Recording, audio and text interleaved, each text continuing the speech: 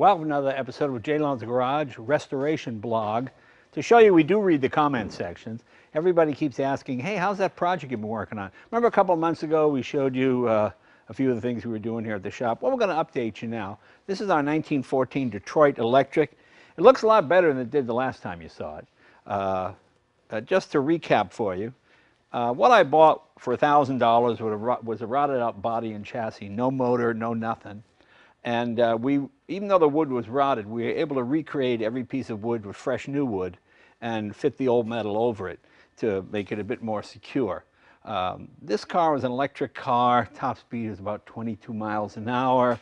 They were basically shopping cars back in the day. What we're doing with this is restomodding it. We're putting a modern electric Tesla power for it. It's not a Tesla engine, but it'll be powerful like a Tesla when it's done.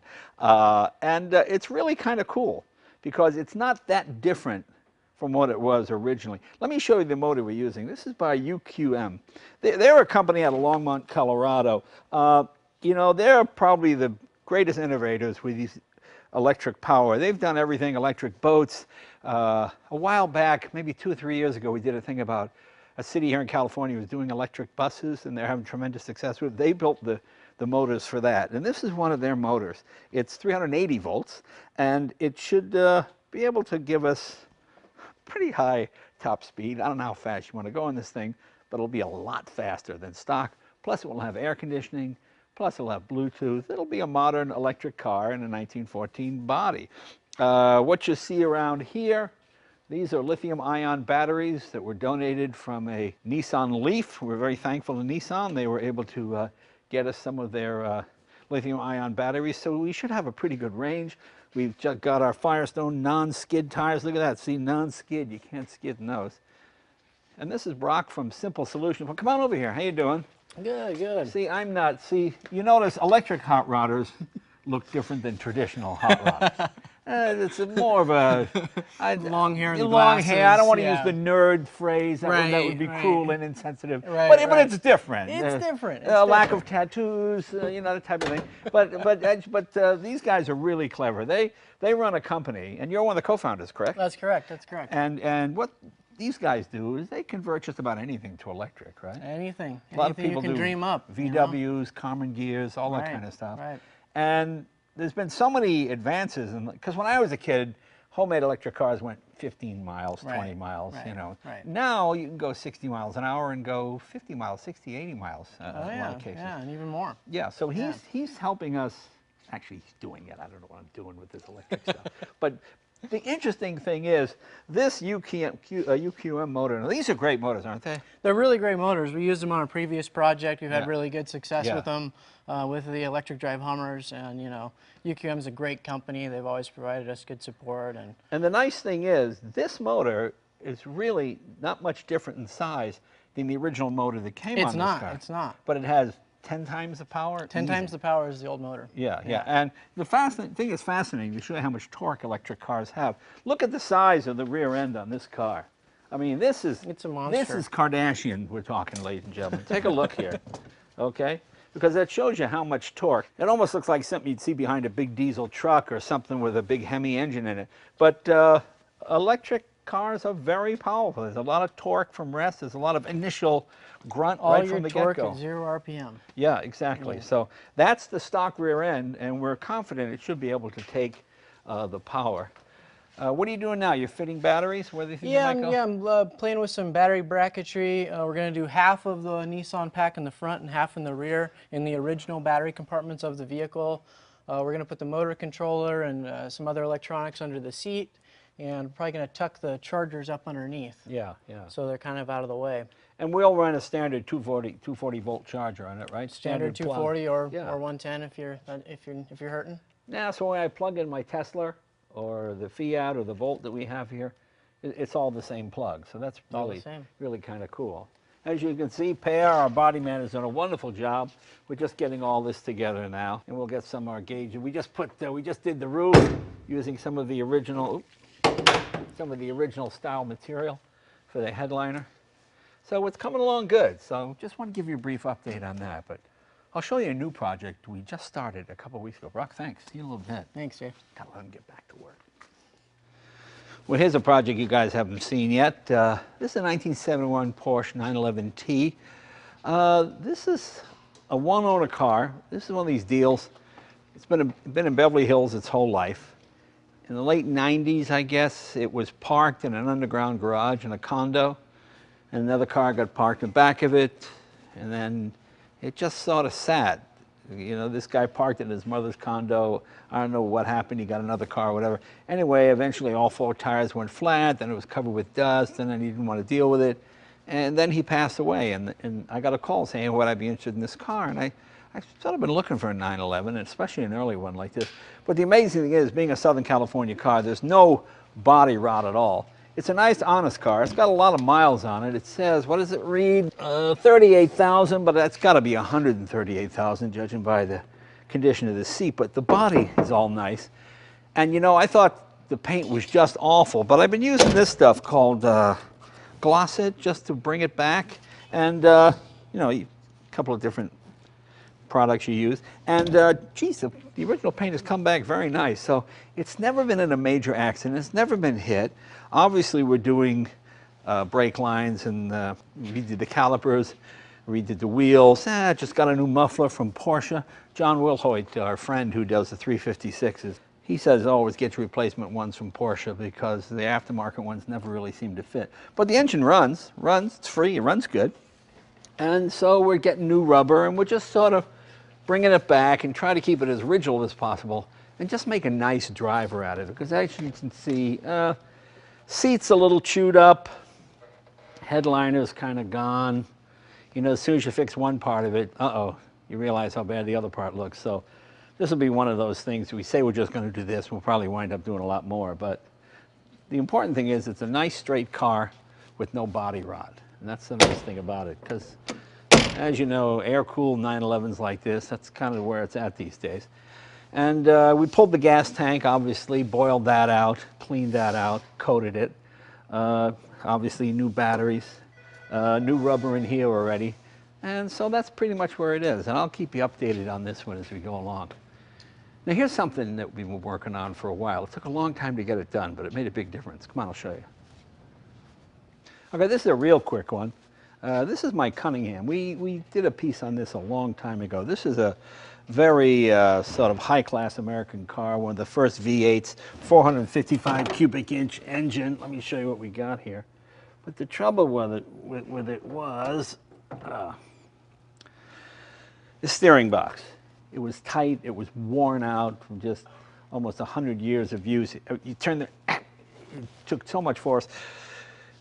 George and the boys pulled the steering box out, and it was a lot of work. Opened it up, everything was pretty much worn out and tight.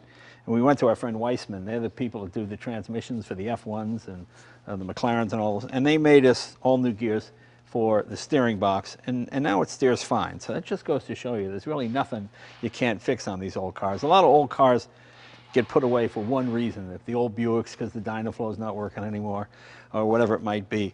A lot of these cars, the steering boxes just freeze up on them, or they just wear out and they get tight, and the car doesn't get used, and that's all it takes. So that's just a quick update on that. We finally got that together.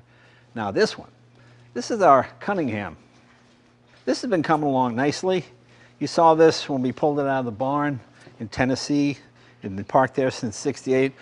My friend Bauta made us all these new pieces here. This is a pretty tricky car to restore because the fenders are welded to the frame. It doesn't come apart. If this thing gets hit, you got a lot of problems. Luckily, the car's never been hit. We still have the original magnesium wheels, but it's magnesium that's almost more than 60 years old, and you can't trust it. So we had modified some new wheels to resemble the old ones. New glass, did it back in the original colors. As you can see, we dynamat everything just for sound deadening and for heat and insulation. There's nothing like, there are plenty of places that'll make you new glass. You know, a lot of people think, oh, they call junkyards trying to find a windshield, but you can have a new, I think that ran about, what was it, about $800, George? I think that's what it was, $800 for a new windshield. I mean, if you found one, it would probably cost you close to that anyway, and it would probably be scratched and whatever, but I don't think you'd find one. So that just goes to show you there are plenty of people that make stuff. Don't give up on things because you can't find it right away. Now the engine in this, believe it or not, is a Hemi engine, 331. In fact, it's on the dyno right now. Come on, we'll show it to you. We had our friend Ed Pink go through it. We went to Hot Heads. They make these aluminum heads that take 150 pounds of weight off the engine. Come on, let's show you that thing running.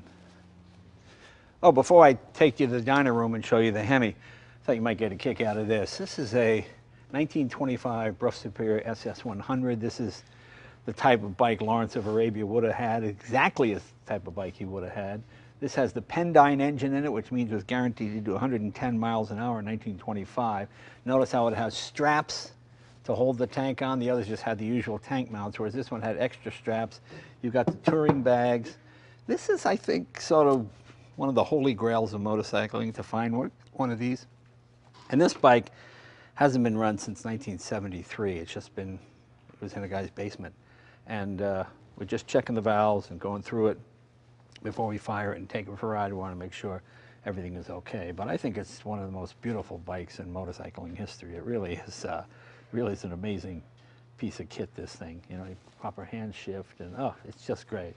Dual oil pumps, and it's a fantastic bike. But we'll do that another time.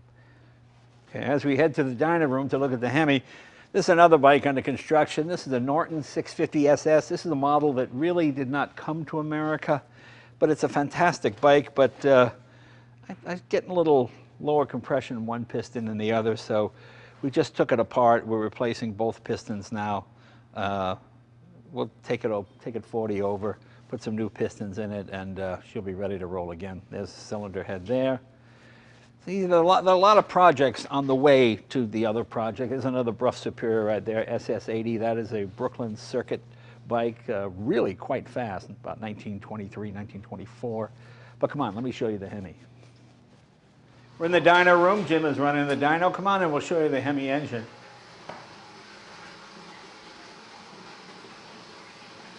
This is the original motor that came with the car. I think it's a magnificent looking engine. What a beautiful, beautiful motor. This is a 331 Chrysler Hemi. Originally had cast iron heads. As I mentioned before, a company named Hot Heads makes these aluminum heads, which are fantastic. They save 150 pounds of weight, which is great when it's hanging off the front end. With the exception of that, it's pretty much stock. Should make around 250s, 260 horse. We're breaking the engine in here. As you see, two 4-barrel carburetors, which are kind of cool. That's exactly the way it came. Originally, the car came with a 2-speed Chrysler automatic, but although it did have a clutch pedal to get you into first, and then you shift it automatically. Well, I'm putting my favorite transmission in the Tremec. They're bulletproof. It'll work great. And we're keeping everything stock, so if we want to go back to an automatic for whatever reason, you can do that. But Jim's going to fire it up now, and we'll show it running.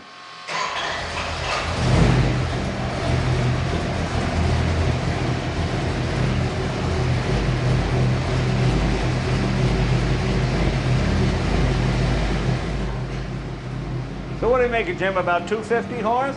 A little better than that. Wow, that's better than what we thought, huh? Yeah. Yeah.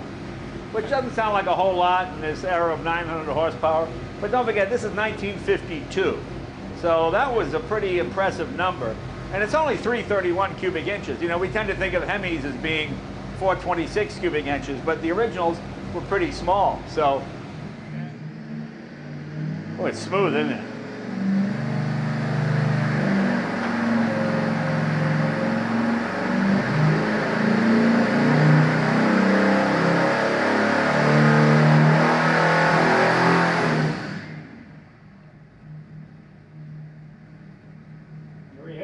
Yeah. Oh, so that's like 275. Wow. And that's uncorrected horsepower. Yeah. 275, huh? Yeah. That's pretty good. So you should be happy with that. 300 foot-pounds of torque. Cool. Come on. There you have it. Yeah. I got one last thing to show you. Come on. Well, this is my Mercedes 600. You might remember we did a video on this a while back. It's one of my favorite cars. I used to work for Mercedes when I was a kid, and getting to drive one of these was such a thrill. So when I was able to obtain one, it was really exciting. This one's been modified. It had a supercharger on it. which made it really fast. These are pretty quick already, but you could actually chirp the tires in second gear, which was hilarious. Trouble is, the supercharger was a gear-driven unit, this one here, and really, really noisy. It ran off oil from the engine, and it just, I mean, it was fast and it gave plenty of power, but these are supposed to be quiet, like a Rolls Royce. You can't even tell they're running. And when it was idling, going down the road, you hear just that gear mash, you know, from going around and around and around. Well, Bernard was able to obtain a supercharger with ceramic bearings in it, which requires no lubrication of any kind. So that's, they're perfectly quiet. They don't make any noise at all. So what we're doing is we're replacing that sort of old-fashioned supercharger with this one, and hopefully that's going to involve. Well, see, there's a lot involved here. We found the radiator had a leak, so let's take the radiator out, get that fixed. And we've got to change the pulleys and come up with some new belts to run this one because the drive is a little bit different on it. But we will keep you posted. And that's pretty much some of the projects that we're involved with here. So we have a busy week ahead of us. See you next week.